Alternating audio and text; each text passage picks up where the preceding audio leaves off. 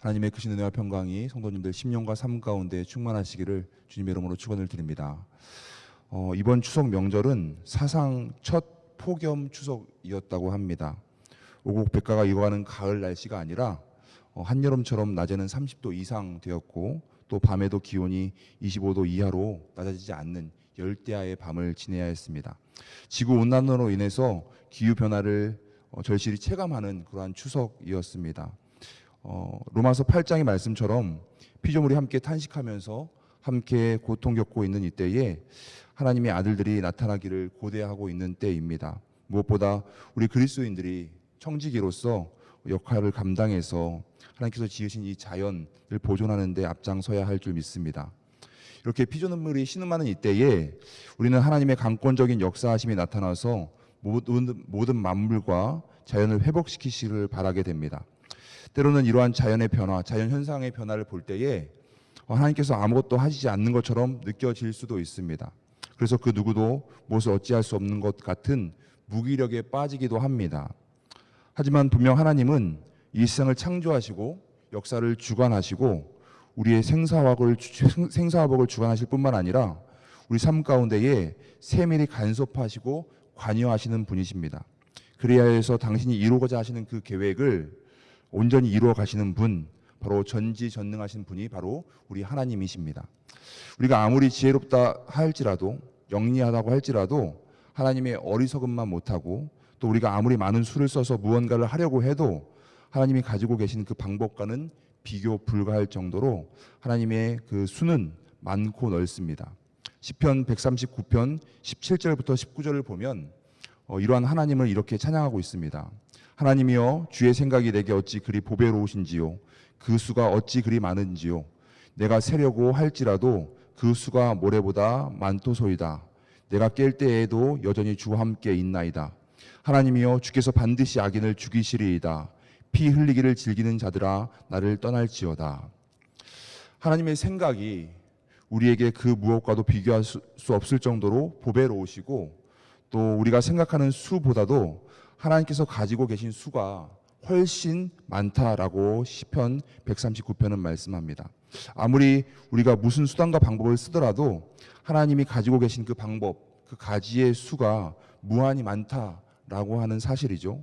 하나님이 가지고 계신 수가 많은 게 마치 이 세상에 있는 모래보다도 많다라는 겁니다. 그러한 하나님께서 반드시 악인을 처리한다라고 고백하면서 이 악인이 제거되기를 시편 139편의 저자 다윗은 간절히 바라고 있습니다. 그러니 때로는 악인이 잘 되는 것 같더라도 또 하나님과 대적하는 자들이 형통하는 것 같더라도 우리의 생각과 방법을 뛰어넘는 수를 가지고 계신 전지전능하신 하나님을 우리가 신뢰하며 기대해야 될 줄 믿습니다. 또 더 이상 내 삶 가운데에 어찌할 방법이 없다고 낙심하고 좌절할 것이 아니라 우리보다 더 넓고 많은 수와 길을 가지고 알고 계시는 전지전능하신 하나님께서 우리를 인도하신다라고 하는 그 믿음을 우리가 지녀야 될 줄 믿습니다. 오늘 읽은 성경 말씀은 북이스라엘의 왕 요람의 최후 그리고 예후의 반란을 기록한 말씀입니다. 예후는 엘리사 선지자로부터 기름 부음을 받고 이스라엘 왕으로 임명되죠. 그리고 예후는 이스라엘의 왕 요람을 제거하기 위해서 군사들과 함께 움직입니다. 이때 요람 왕은 아람과의 전쟁에서 부상당해서 이스라엘에서 요양 중이었습니다. 예후가 자신에게 접근하는 것을 파수꾼으로부터 알게 된 요람은 사신 한 명을 마르테어 보내 예후의 의도를 물으라고 했습니다.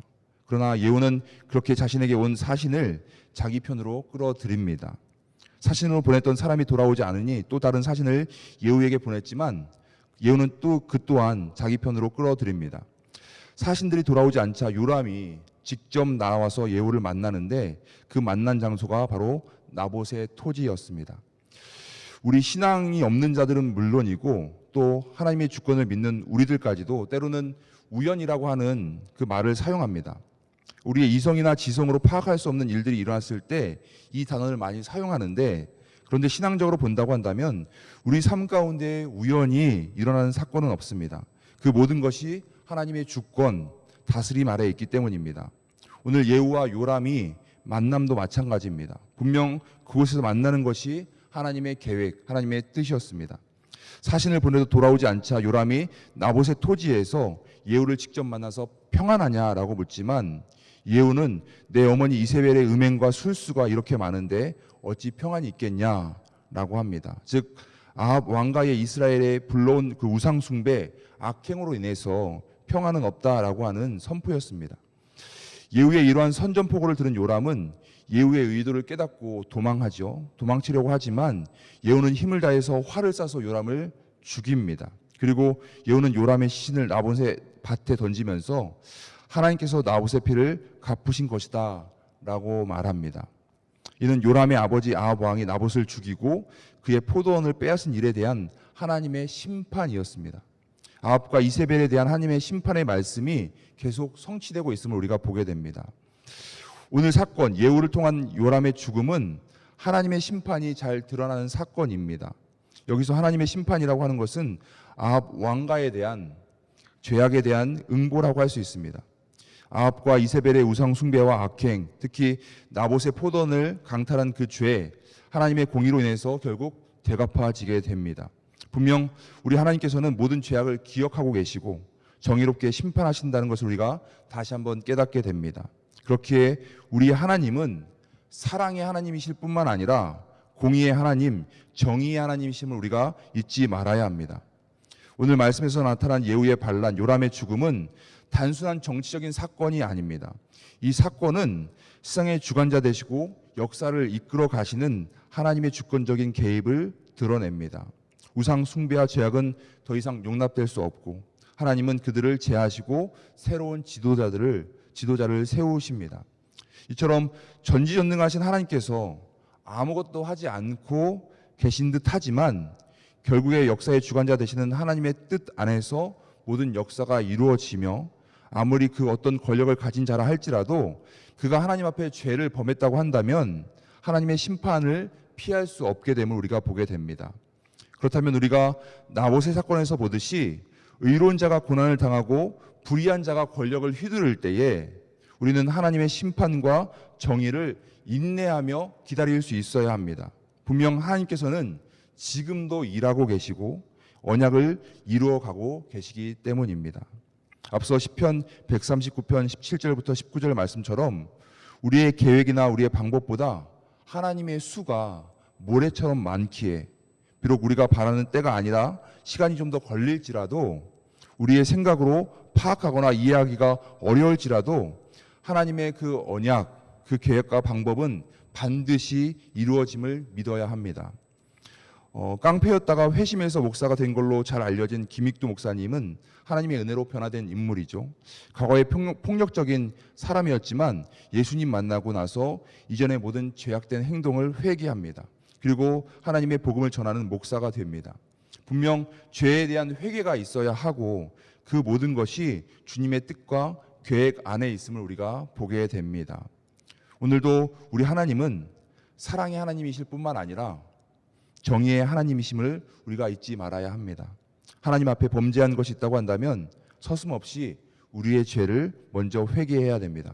또한 우리의 계획이나 방법보다 하나님의 하나님의 생각이 더 많고 더 고차원이라고 하는 것을 우리 마음에 새기시고 하나님의 언약, 그 계획과 방법이 반드시 이루어진다라고 하는 확신 가운데에 하나님을 끝까지 신뢰하고 인내하면서 오늘 하루도 주님 뜻을 따라 사는 저와 우리 교우님들이 될 수 있기를 주님의 이름으로 축원을 드립니다.